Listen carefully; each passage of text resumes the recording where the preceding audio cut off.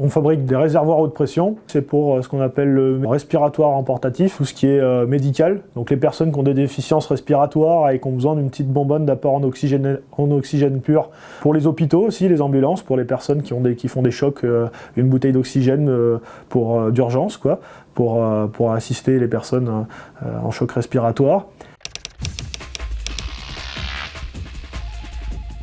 Et la deuxième grosse partie de notre activité, c'est les pompiers, donc ce qu'on appelle les ARI, appareils respiratoires isolants, qui leur permettent d'aller dans les fumées sans respirer l'air de l'extérieur. On était la dernière usine d'Europe à en faire, mais ça part pas ailleurs avec la même qualité. Le savoir-faire qu'on avait de notre entreprise, on l'a gardé de la grosse structure à laquelle on appartenait à l'époque, qui était Péchinet, donc qui était un spécialiste de l'aluminium. Donc on a gardé ce savoir-faire-là, et nous, on utilise des alliages très spécifiques d'aluminium, qui sont beaucoup plus résistants et beaucoup plus légers. On les fibre avec des fibres de carbone, comme pour l'aéronautique. On utilise les mêmes alliages et les mêmes fibres que pour l'aéronautique. Et ce que ça change, c'est que déjà, ça va être plus long à approvisionner. La qualité va être en baisse parce que les autres pays n'utilisent pas ce même alliage. Ils utilisent un alliage qui est plus facile à travailler, moins cher, mais qui donne de moins bonnes caractéristiques mécaniques, donc moins d'autonomie pour le patient.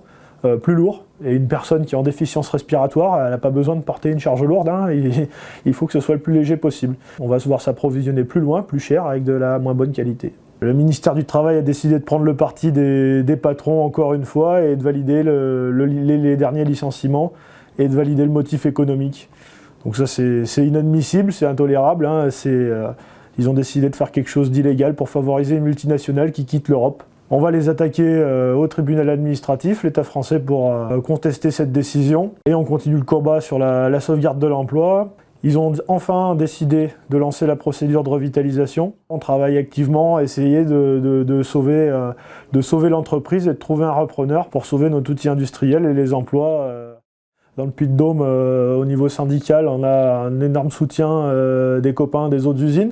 On a un bassin qui est quand même assez affecté par les plans de licenciement. On est la 5e usine en 2019 affectée par des gros plans de licenciement ou des fermetures définitives. On est allé s'entraider. Quand c'était eux qui étaient dans la merde, on allait les aider. Quand c'était nous, ils venaient nous aider. Les autres entreprises aux alentours, on a pas mal de boîtes de la métallurgie et on appartenait beaucoup au même groupe.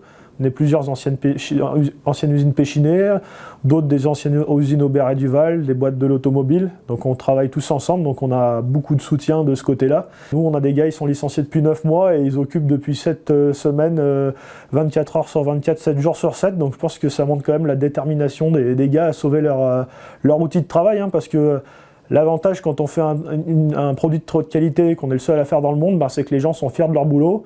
Et quand on les envoie faire quelque chose qui n'a rien à voir, qui est moins valorisant, à un salaire bien inférieur, sans reconnaissance de tout le métier qu'ils ont eu depuis des années, ça ne leur donne pas envie. Ce qu'ils veulent, c'est recréer ce qu'ils avaient déjà et continuer à le faire perdurer.